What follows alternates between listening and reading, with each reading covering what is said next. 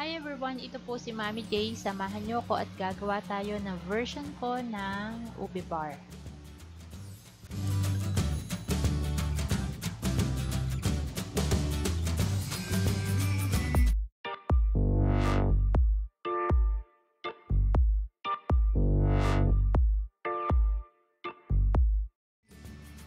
Unahin muna natin gumawa ng ating pinakatinapay. Kailangan natin ng 2½ cups ng harina, 1/2 cup ng asukal, 2 kutsarang gatas, 1/2 cup ng tubig, 1/8 teaspoon ng asin, 2 kutsarang lard, 1 kutsaritang ube powder, at kalahating kutsarang baking powder.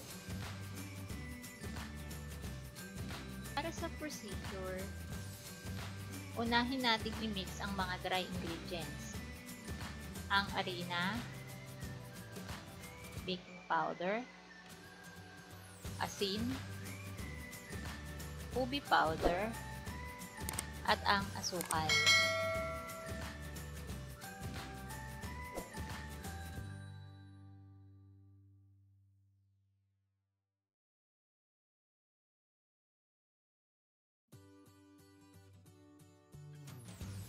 I-mix lang natin siya ng gusto.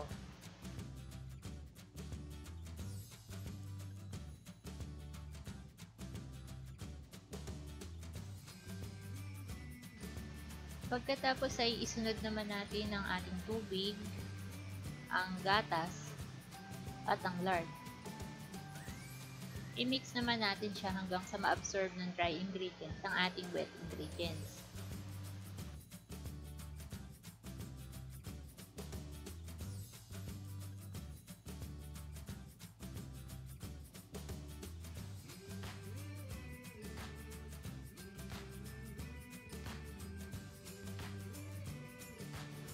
Gamit ang kamay or mixer, i-mix natin ang ating dough hanggang sa maging sticky.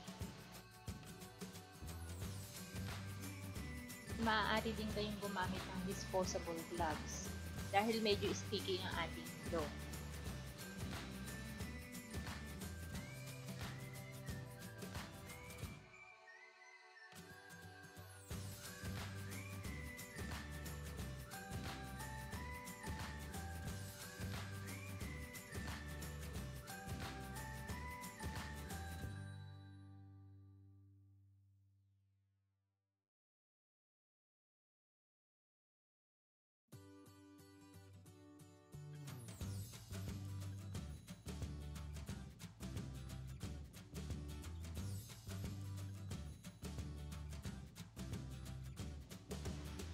Kapag na-mix na natin ang husto ang ating dough, ready na natin siyang i-transfer sa ating baking pan. Gumamit ako dito ng 8x7 na baking pan at pinahirang ko ng lard.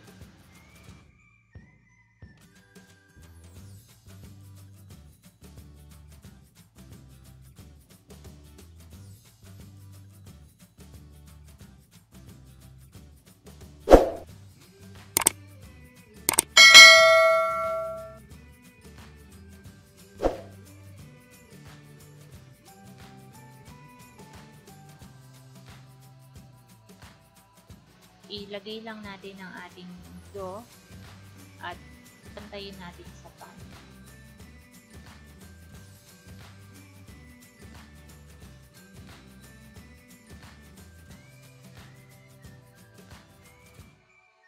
I-bake natin siya for about 25 to 30 minutes, 170 degrees Celsius or 320 degrees Fahrenheit.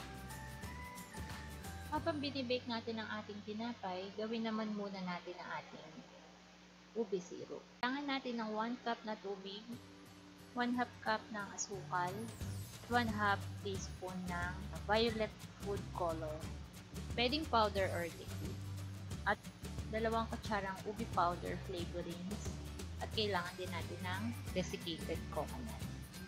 Para sa procedure, pagsamasamahin lang natin ang mga ingredients, haluin lang at isa lang sa medium heat.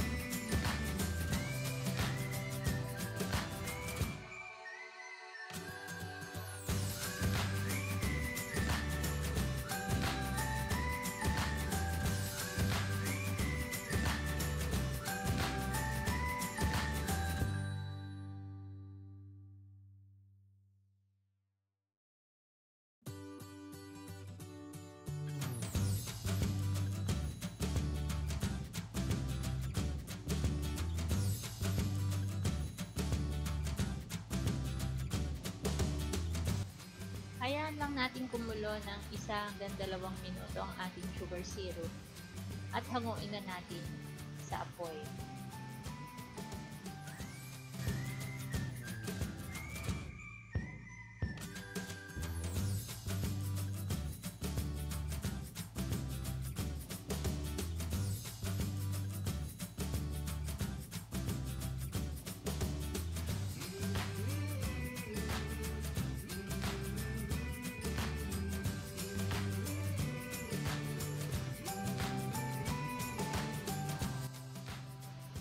Pagkahango mula sa apoy, isalin natin siya sa isang lalagyan at palamigin hanggang sa kakailangan na natin para sa pag-assemble ng ating ube powder.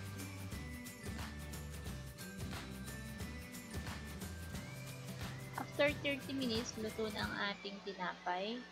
Palamigin natin siya bago natin hiwain. Kapag malamig na siya, hiwain lang natin siya ng parang bar na ganito.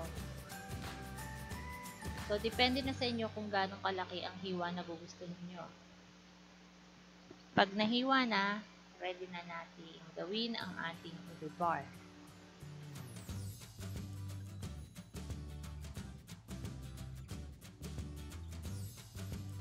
Sa isang lalagyan, nandito ang ating ube syrup at sa kabila naman ay yung ating desiccated coconut. Kukuha lang tayo ng hiniwa nating tinapay. I-dip lang natin sa ating ube syrup at i-coat naman natin ng desiccated coconut.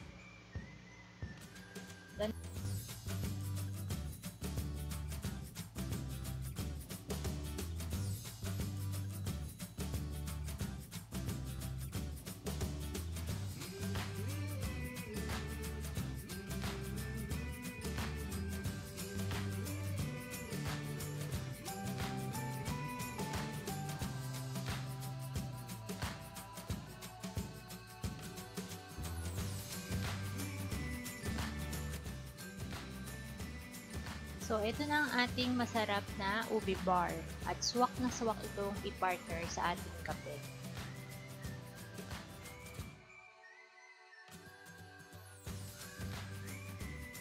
Thank you for watching.